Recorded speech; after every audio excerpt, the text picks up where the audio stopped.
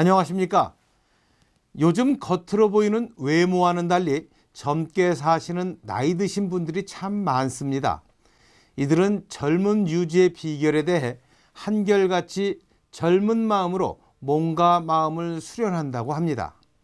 몸은 늙었지만 젊게 사는 사람들이 많다는 것은 우리 사회의 사고도 젊어지고 있다는 반증이 아닐 수 없습니다. 그래서 요즘 사회적 트렌드가 젊고 건강하게 사는 것입니다.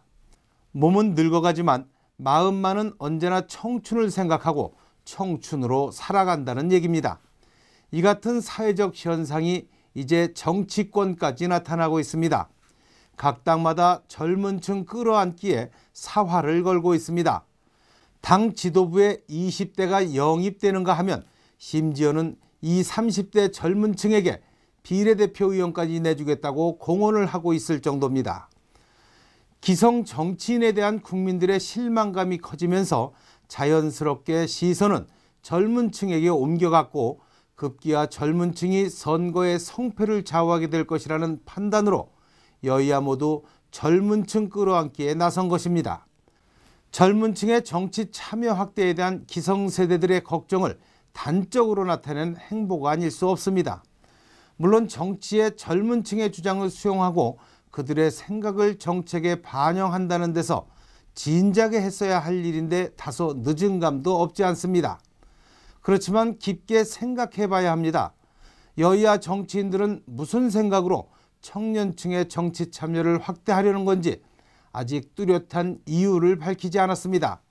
그저 청년층의 정치에 대한 불만이 커지고 소셜 네트워크, 이른바 SNS를 통한 사회적 폭발력이 크다는 점 때문에 이들에 대한 정치 참여 기회를 확대하려 한다는 것일 뿐입니다.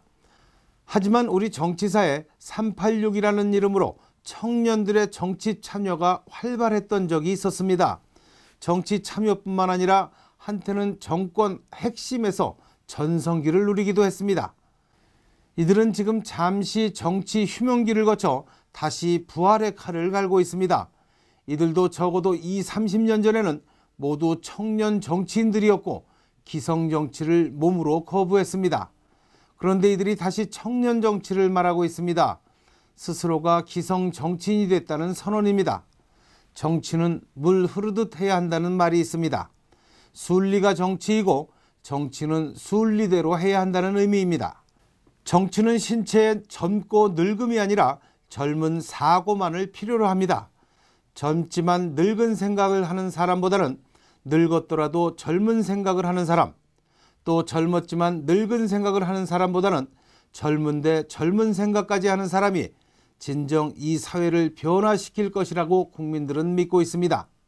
그래서 우리는 항상 몸과 마음을 수련하는 몸은 늙었지만 젊은 사고를 가진 사람과 젊은 사고를 가진 젊은이가 우리 정치사를 이어가 주길 기대합니다. 3분 논평이었습니다. 고맙습니다.